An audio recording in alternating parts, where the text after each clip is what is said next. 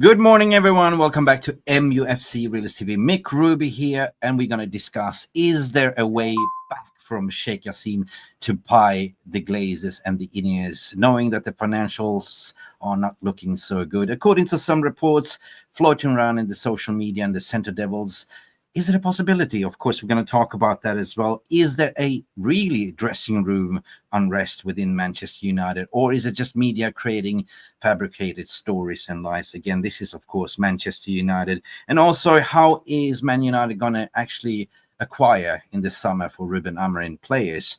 We've seen verbal agreement from Osimhen. We've seen verbal agreement also, according to media speculations, for Quenda. How can Man United actually afford this in the summer window? There's been reports saying sell to buy. We'll stick around for that one as well. And of course, the line, the playoff style. Going to debunk that as well, because that's been a hot topic. Welcome back to MUFC RealistTV. Do me one massive favor. Do not forget to like and subscribe. And of course, we are not live. This is a pre-recorded video, so let's go. And Garnacho! Has the Premier League ever been more challenging? Will you be in the dugouts at Old Trafford on Sunday? I will be here. Definitely. I don't know. Okay, let's go. Okay, let's go. Let's start debunking the stories that's been brewing for the past 2 days.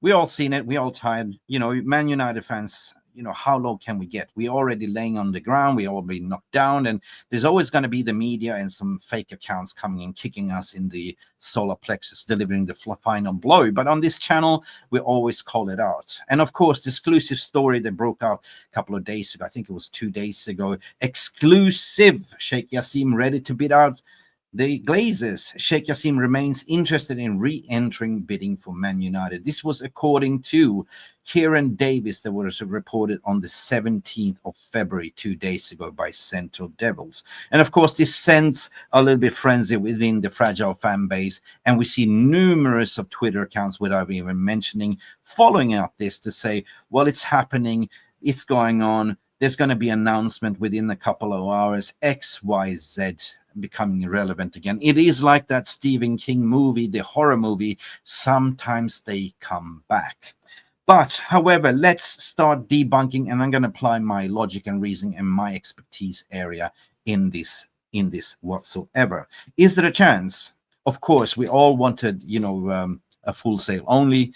That was the garden path that most of the Man United fan wanted. But however, the truth of the matter is that Sheikh Jassim was promised a verbal agreement from the Glazers, and therefore they were so confident. But in came Sir Jim Ratcliffe with a mastermind stroke on 27.8% to say, listen, this is the plan, this is what we're going to do. We give you a little bit of a fixed loan, quick cash, 1.2 billion, but the long-term project is the overarching stadium and the land banks that we're going to bring. So in the long run, the club evaluation will be about 10 million, and you are going to be profiting. So basically, they snubbed Sheikh Jassim, and he got angry and closed off everything and all communication. But you know what? Since Man United are doing poorly, there's got to be some positivity, and they're always coming up some fake stories. But is there any truth in this story from CetreDevils? Let's dive right into the story and debunk it together, and I'm going to apply my logic and reasoning to it. According to Kieran Davis, Sheikh Jassim remained interested in re-entering the bid. Mark with this word, re-entering, bidding for Manchester United ownership. Bidding. That is a very, very important word here, right? Of course, we've seen the infinite picture of Sheikh Jassim, but let's dive right into this story, what they are saying. A year after Sir Jim Ratcliffe claimed his 27.7% stake in Man United, outbidding Sheikh Jassim, a lot has changed at the club, of course. Okay, the INEOS owner has carried out a series of controversial cost-cutting exercises to ease the financial pressure caused by the years of economic mismanagement. As a matter of fact, the financial reports just recently released, and all these cost measures has actually led at the club as registered at 1.8 million in profit. So that's pretty good. That is kind of the end result, but it's not a lot of money. We've been bleeding a lot of money. As a matter of fact, we own clubs about 350 in transfer fees, and we know that the debt is still looming. We're paying 30 million every year to service the debt. However, Sheikh Jassim hasn't given up, according to the report, after losing out to the INEOS. A source close revealed to CetreDevils, meaning a source close to Sheikh Jassim. That could be any Twitter troll or anything else. You know what I mean? You know, so the Sheikh Jassim remains interested in the club and is ready to re-entering the bidding. The bidding for Manchester United should it be open again. So I find it very, very amusing.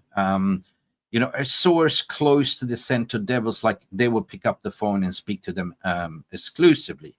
CetreDevils, in my opinion, have been not so credible. They've been basically just copy and pasting tweets and, you know, calling them their own. So why would they get the exclusive story here instead of Fabrizio Romano, Mike Keegan, XYZ?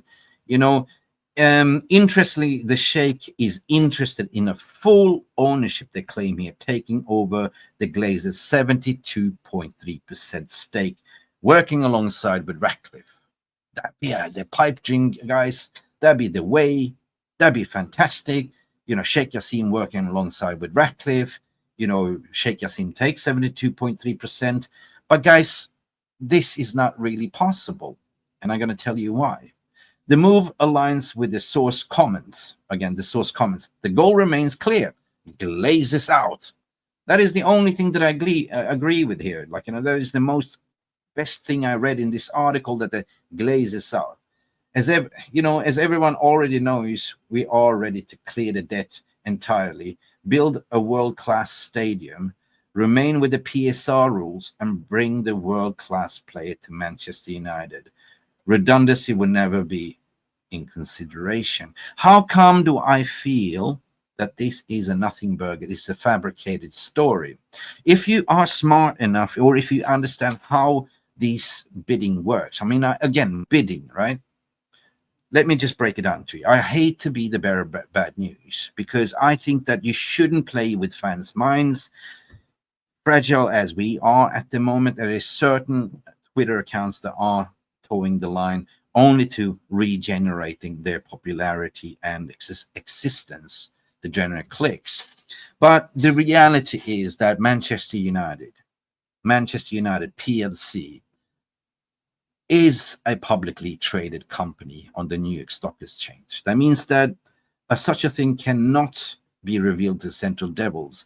Such a thing needs to be publicly announced to the shareholders as transparency, as per law.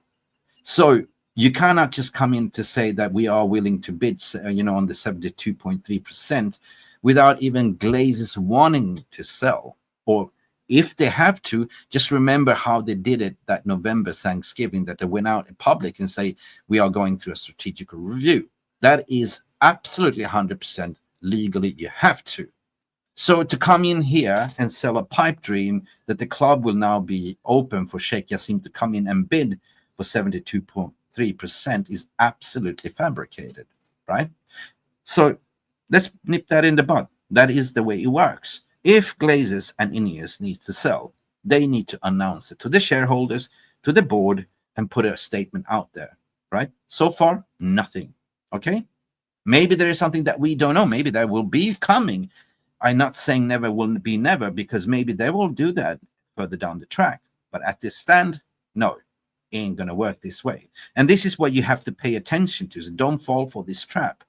Because, again, Manchester United PLC is an open traded company on New York Stock Exchange. That means that they have obligations and they need to sort of come out in public to announce this. So for me, this is a nothing burger. For me, shame on you for playing with people's minds. As we already are down on the ground being punched down, these people have to come and kick us further, like it's delivering the final blow. So let's move on. Let's put that in the bud. But however, you should never say never. I mean, again, this is just me putting my logic and reasoning to it and my opinion, but you never know what's going to happen down the track. It could be a possibility, but let me know what you think in the comments below. Now, regarding the dressing room arrest as well, I'm absolutely laughing about it. But if you didn't notice, Mike Keegan was the instigator that started this, to say that there are certain players within that dressing room that have given him information that they would love to see Ruben Amorim to change, to go back to back four, so they will be accommodated. Boohoo, baha, yes, cool. So Mike Keegan is becoming, the next Samuel Lockhurst, because Mike Keegan is also tweeting the same thing 1 week later. It's basically copy and paste, right? There's no substance to it, in my opinion. And then it's following with the snowballing effect with Gary Neville, a lot of pundits. But the thing is that, remember that the same journalists and same pundits are not really calling out the Glazers. They are just basically calling the manager's head. They want a sacking, right? And the same people within the fan base, they're also saying that, change the style of play, the four in the back. It's the same people that were calling Ten Hag out to play his style. But now you all of a sudden have a manager that is adamant to not change. It's not good enough all of a sudden. You see the hypocrisy.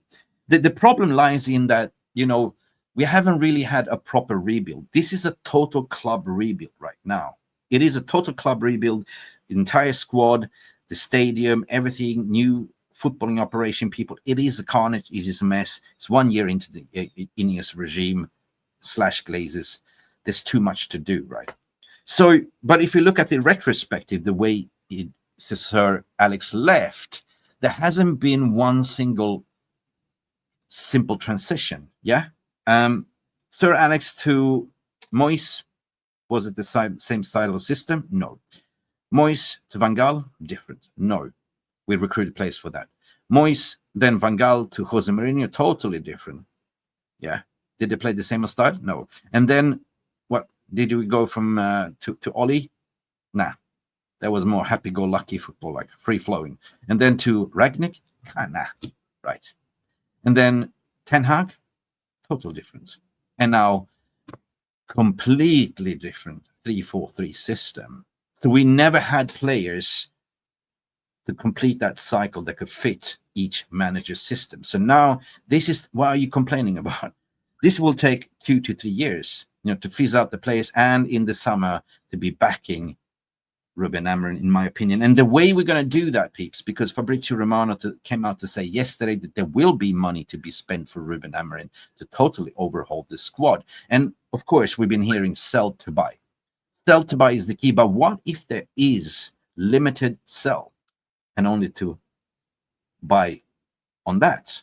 I mean, we're talking about this. This is extraordinary in a way that the new regime has also done. So we got to give them a little bit applaud, because how they're going to generate approximately 135 million, because apparently the rumor is coming out that we have verbal agreement with Osimhen, we have verbal agreement with Quenda, and that is kind of to please the fans. There might be pre-agreements, we don't know, happening in the January window, of course, but this is the way I'm going to think, right, with my logical hat. And this is what I'm going to applaud INEOS regime. Mason Greenwood, sell to buy. We included a sell-on clause. And arguably to say now PSG are interested, Barcelona wants to buy him as well. We have a 50% sell-on clause on Greenwood. If we can get 50 million pounds for it, there you have 25, okay? Jadon Sancho went on a loan with an obligation to buy. That will be activated in the summer. There you have another 25. That's 50, okay? Alvaro Fernandez, the left-back that plays from Benfica.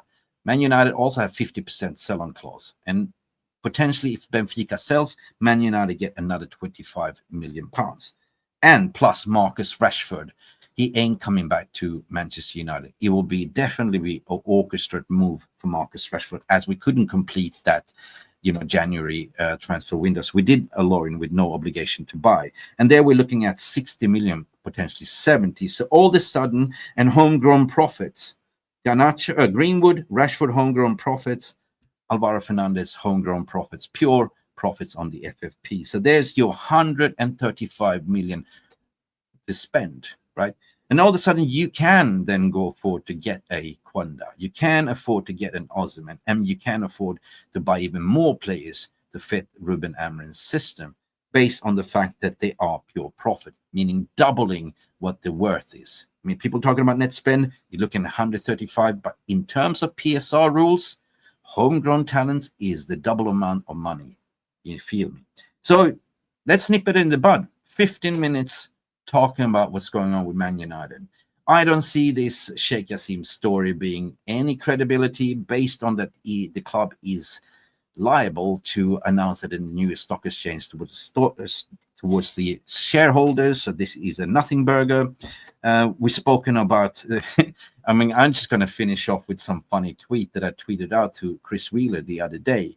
And that was quite funny in my opinion. So listen, let's finish off with a positive note. Let's do this, Mick. Anyway, this is breaking news. New Manchester United's dressing room sources on recent result under the shower. This is how it feels. The feeling is Ruben Amorim have the biggest balls, while some players reveal that Harry Maguire has the smallest penis despite the size of his head. Chris Wheeler, we don't care. Guys, let me know in the comment section what you think. This is Big Mick Ruby wrapping it up in 15 minutes. Call a spade a spade.